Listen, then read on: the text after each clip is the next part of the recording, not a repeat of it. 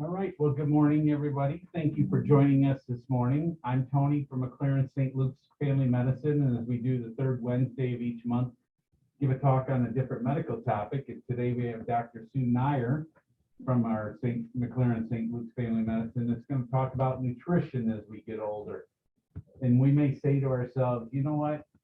I've made it this far in life, eating and drinking and doing what I want, but obviously, if you think about it, our body goes through a lot of changes, and because of those changes, good, bad, or indifferent, sometimes we need to be very conscious of how we eat, what we eat, so that our bodies can restore itself and gain the necessary energy and things like that that is required. So Dr. Nair is going to talk a little bit about that. Probably talk about, I think, a little bit about how medications and certain foods affect certain medications, which sometimes important, but also how nutrition affects some of the medical diagnoses that we might have, be it blood, if some of us are potential diabetics or are diabetics or cholesterol, things like that, and just how to figure out moving forward, are we doing the right things for ourselves so that we can continue to stay well and live independently. So I'm going to turn it over to her, and then we'll stick around in case you have any personal questions.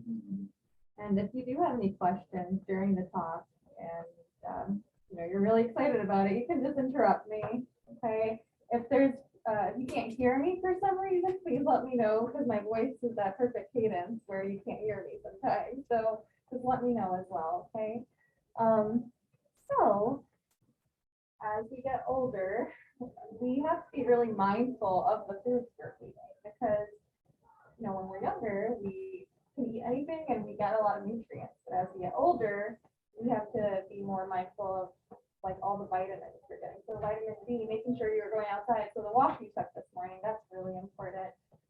We're going to talk about certain medications that can cause some deficiencies too. So something you're going to have to talk to your doctor about, because every diet is supposed to be, tailored to every individual. So what works for one person won't work for the others. So we'll talk about some things, but I do want to stress that you should talk to your doctor about it too before you make big changes in your life. Okay. If you have any questions before I begin? No? Okay. So what's important for me as a family medicine doctor, I see patients in the hospital and then patients in the clinic. And oftentimes when I admit patients to the hospital, about 70% of those patients are malnourished. And you might think we're eating all the right things, but what we eat affects how we survive certain conditions. So let's say you have diabetes. When you have a wound, it takes a lot of time for that wound to heal if we're not eating nutritious food. So a malnourished state can often affect wound healing. It can often delay fighting infection. So we have to make sure we're eating the right things. As we get older, also, the way we process protein changes because of how much stomach acid we have and all of that. So making sure that you are getting protein in your diet. And again, talking to your doctor, how much protein you should be getting specifically for you. Okay.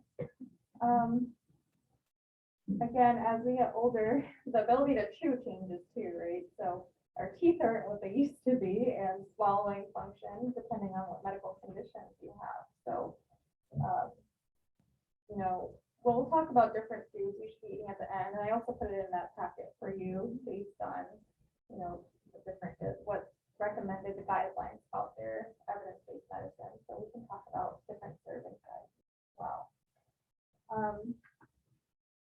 So if any of you guys have heard of the medication metformin for diabetes, that can cause a vitamin B12 deficiency. So making sure you're getting vitamins is really important. And you can get that through a lot of the vegetables you eat, a lot of the meat you eat as well. So making sure you're eating lean meat too. I know a lot of the food here is already prepared by a dietitian, right? It's approved by a dietitian. Yeah, so that's really good. But what I think Tony and I want to make sure is when you're eating with your family, go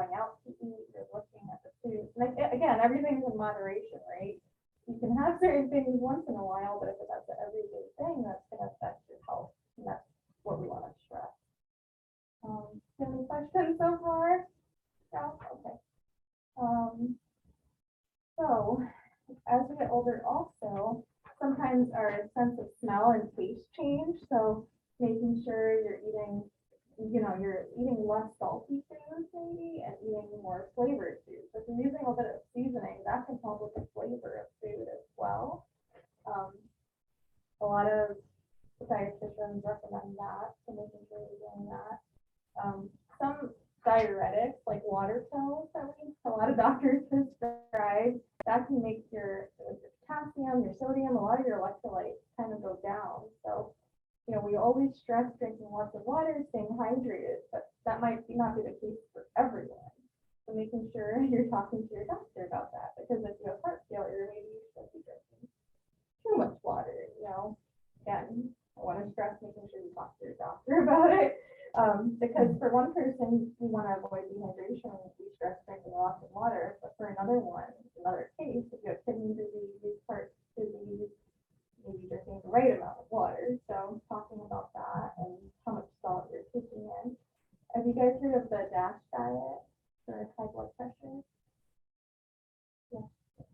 So there are certain diets for high blood pressure to avoid how much sodium you're taking in. It stresses on eating vegetables, meat, like ground turkey, grilled chicken, kind of like a Mediterranean diet almost, but focusing on the amount of salt you're taking in. So that might be something worthwhile talking to your doctor about. And I put it in here as well at the end. So discuss with your diet what diet is right for you, DASH diet, Mediterranean diet. So it's good talking points. So something I do also want to stress, if you're gaining too much weight or you're losing a lot of weight, that might be a red flag for you for certain other conditions. So any, inflammatory states and red flag symptoms that we're talking about, I want you to make sure you're checking on your weight, just saying, this is a little too tight for me, or I'm losing too much weight, making sure you bring that to your doctor's attention. So that might be something to look out for. I'm not sure if your doctor has talked to you guys about monitoring your weight at home. Yeah. So that might be something that's useful for me, for my patients to come and tell me, hey, I've been gaining too much weight, or I've been losing too much weight. That's something I want to look into more. So that would be really helpful. Do you guys eat with other people, or do you eat by yourself? Your husband, yeah. So I think eating food is very social. So that's why we, when we were younger, we all go out to restaurants, eat with our families. It's kind of different with COVID, I guess, but now if you're able to eat with your husband or your family safely, making sure you do that, because that avoids, helps with depression, anxiety, and that could be affecting the way we eat as well. So that's really important. So if you go on the back of where it says recommendations, I put different amounts of dairy products, beans, nuts, meats that you could be talking to your doctors about based on, they call it the My Plate for older adults. So it looks at, you look on that last page, there's a pyramid, what your plate should almost look like. And you should be having vegetables on your plate, less fat, like butter, and more meat. And again, like I stressed before, should be individualized to every person. It's not a one size fits all. There are also Ensure and Boost shakes out there. I'm not sure if you guys have seen those.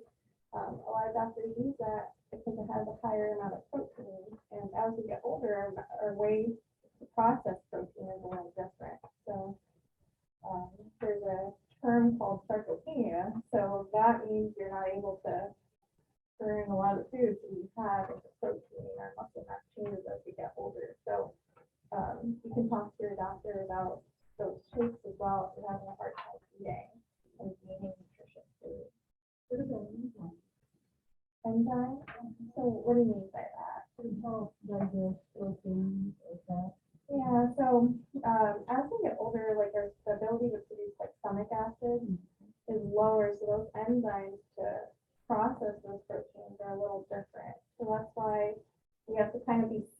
in the way we eat too. So, you know, when you're younger, you can eat a whole like bowl of pasta and, you know, meats, and the amount of nutrition we get from that meal when we're younger is a lot different than when we're older. We can't turn a lot of that food into protein. So kind of has to do with like how much acid it's producing or enzymes it's producing. It kind of gets lower as we get older. So that's why we kind of stress those supplement shakes. But again, if you have diabetes, there's certain shakes that are diabetic friendly, and so that's something I would recommend you speak with your doctor about as well. And then here in that pyramid, it talks about, you know, that greater than 8 servings of water, but I do want to stress, you know, if you have heart failure or kidney disease, making sure you talk about that with your doctor, because on one hand, we want to avoid dehydration, and if you are on a water pill, you can become pretty dehydrated, right? But on the other hand, if you have kidney disease or heart failure, we don't want to fluid overload you or put too much fluid in you. So define balance, working with your doctor is really important. Do you have any questions? Vitamin D is also something that lacks in a lot of my patients as they get older, so making sure you are taking walks, and again, that is a form of exercise. So you want to make sure you're doing that as well. And if you aren't getting a lot of vitamin D, then talking to your doctor about maybe doing that. And that would help with, you know, osteoporosis, osteopenia, so pre-osteoporosis, and help with your bone as well. So that's something I see often. I think two biggest challenges for a lot of people are sugar and salt. You know, some people are big sweets eaters, and some people like my father-in-law, who I just spent a few days with, loves his salt to the point of where he unscrews the lid of the salt shaker at the restaurant and wants to put it on. So those are two things that are very extreme. I was just going to have Dr. Nair talk very briefly, because a lot of people hear about things like, and maybe you did this while I was taking a phone call, like the DASH diet and Mediterranean diet. Okay, so there's things that people start to hear and read about, and they're old concepts, but they're new terms to a lot of people, and they're like, well, you know, maybe I should try this. But to me, I mean, I've lost a significant amount of weight. To me, the thing is, number one, portion control, and number two, as she said, water intake, provided that you don't have heart or kidney failure. And the third thing is determination, you know, wanting to make a difference, wanting to try something new. And, you know, it's like people who try and quit smoking. It doesn't happen the first time. You have to go back. You have to try it again.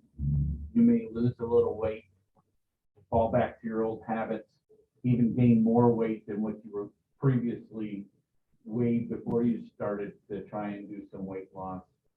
But it's just about adopting a mindset of more healthy living. And if you've been a person that has ate very well, and that's fine.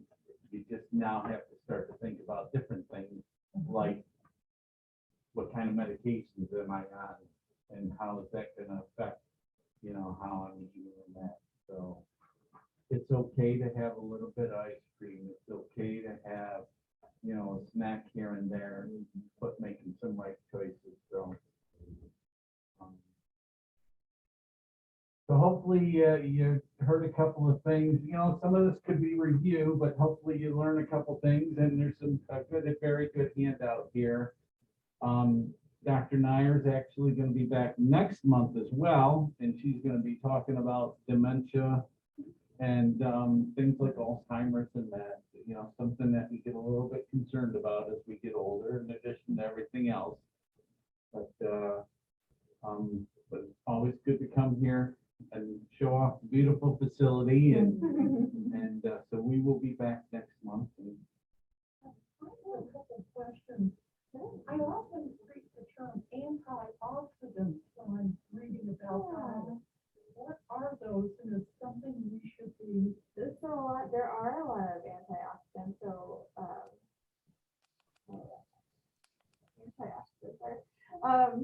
radicals. Yeah, so it kind of helps your immune system and breaking down a lot of food, to simply put.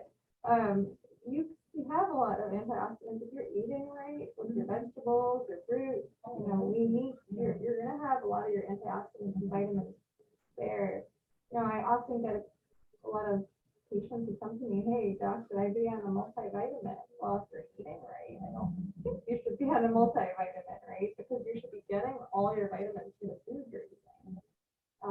But if you're not, let's say, like I said, if you're on a medication like metformin, you often look for B12 deficiency. And, if you're on a lot of other medications that can cause some nutritional deficiencies, you do say, hey, maybe you should be on a multivitamin, or hey, you should be on vitamin D if you lost osteopenia. So again, talking to your doctor about, hey, am I eating right, or are there any medications that could be causing some of this? Yeah, I think if you're seeing your primary care physician once a year and getting some routine blood work once a year, they can take a look at those levels to make sure that you are in a safe range, that nothing is too high or too low, and then make adjustments accordingly. I think as a family doctor, our job is to focus on a lot of preventative care. So if you're asking these questions, I look for these questions. I love when patients questions. When you're asking questions, that lets the physician know that you have, number one, you have an interest, and number two, you care about your health and well-being. Like taking ownership of your health. So, I have another question. yeah, absolutely. Sure. Why are carbonated drinks not good for you? So I guess it's in moderation. Everyone is different. So a lot of the carbonation can have like acid reflux. That can affect your reflux. So we always say maybe avoiding, caffeinated drinks, beverages, or avoiding pop, or avoiding carbonated beverages, because that could affect reflux. The way I always think of it too, we have, like she said, the enzymes in our stomach, our gut flora, and when you consume certain things, it is going to change the structure of things. And You think of, your esophagus, or the lining of your intestine. Think of something bubbling against it all the time that you're drinking it. It's kind of weird now. That gives you an image. again, it's okay to have something as Yeah. long as you can tolerate it, but it's also good in moderation. I mean, people that can consume multiple cans of a carbonated beverage probably is a little worrisome. And There's sugar in a lot of them. too. Yeah. so maybe if you're a pop drinker, so drinking lots of, Coca-Cola or Sprite, and you're transitioning to something maybe like sparkling water, I think that's a lot better, right? Because there's no sugar in it and flavors. Something you could also do, and again, talk to your doctor about this, because everyone has different medical conditions, but you can always take water and put some fruit in it for like that flavor too, instead of drinking carbonated water. See, I have one more question. Yes, please. That's No, okay. you can ask as many questions as It you want. has to do with vitamins. Uh-huh. Some people take a vitamin every day. Do you recommend that, or even if they're getting a well-balanced diet? So again, if you're getting a well-balanced diet and you're, eating in every meal, you're eating a lot of greens and a lot of fruit, and when you go to your doctor and you don't have any nutritional deficiencies, or you're getting enough vitamin D in your diet, that's levels normal, your B12 is normal, then no, you should be getting everything from your diet. And sometimes, like for older men, we'll take a multivitamin that has additional things in it, like lutein, which is for eye health, or lycopene for prostate health and that. So, I mean, for women, it's a little bit different, obviously, but So Yeah. it doesn't, I wouldn't say it hurts anything, but it's for, family doctor, we're trying to reduce a lot of the things you're taking. So it might be one less pill you're taking. But again, there are a lot of patients that I do put on multivitamins, because we do see malnutrition in patients that are older than And I've actually seen a couple of older individuals purposely take a multivitamin because then it makes them remember to take their other medications.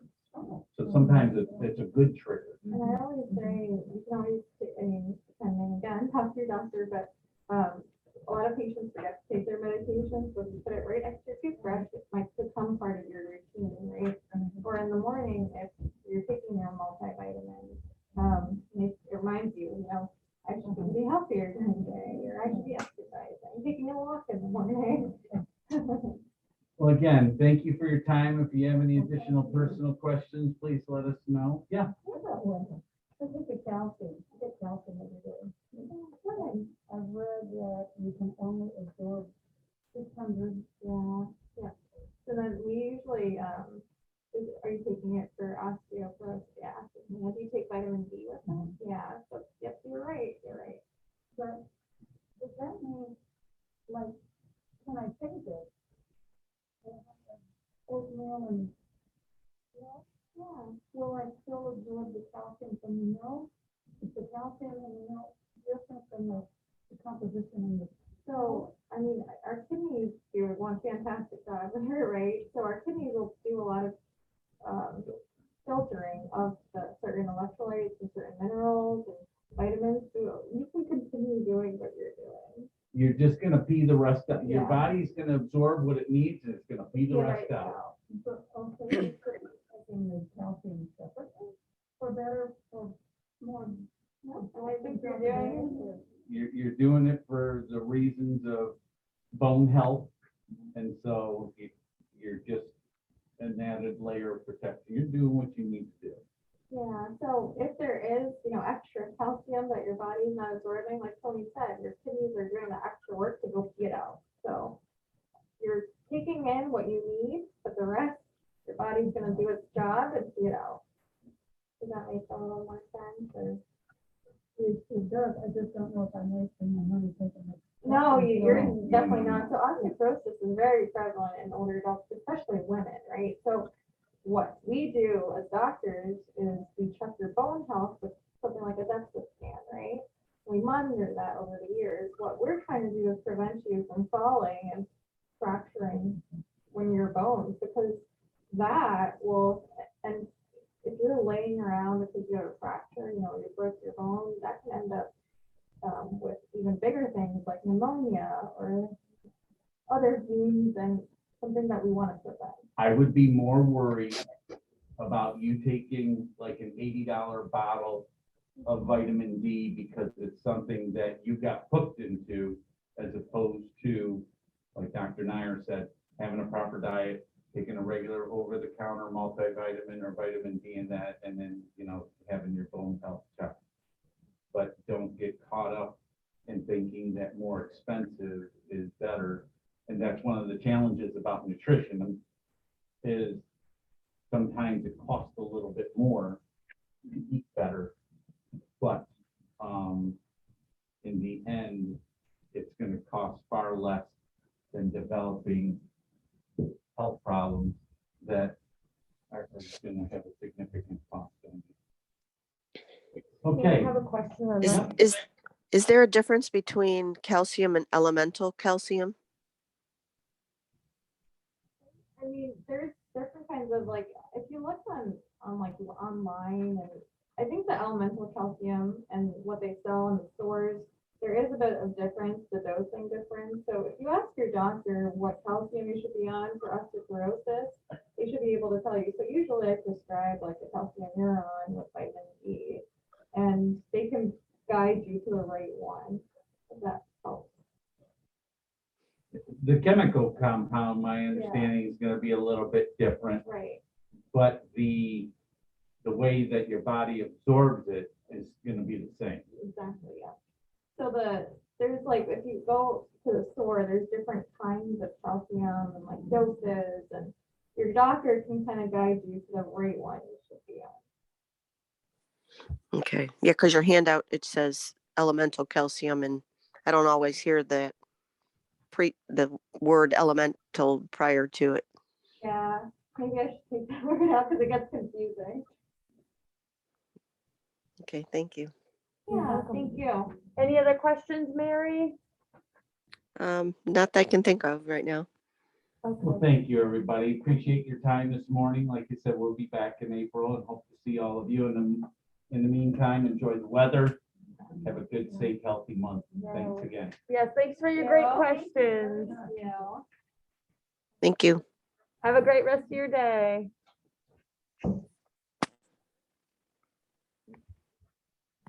Thanks for the reminder this morning, Danielle. Oops, sorry, one sec.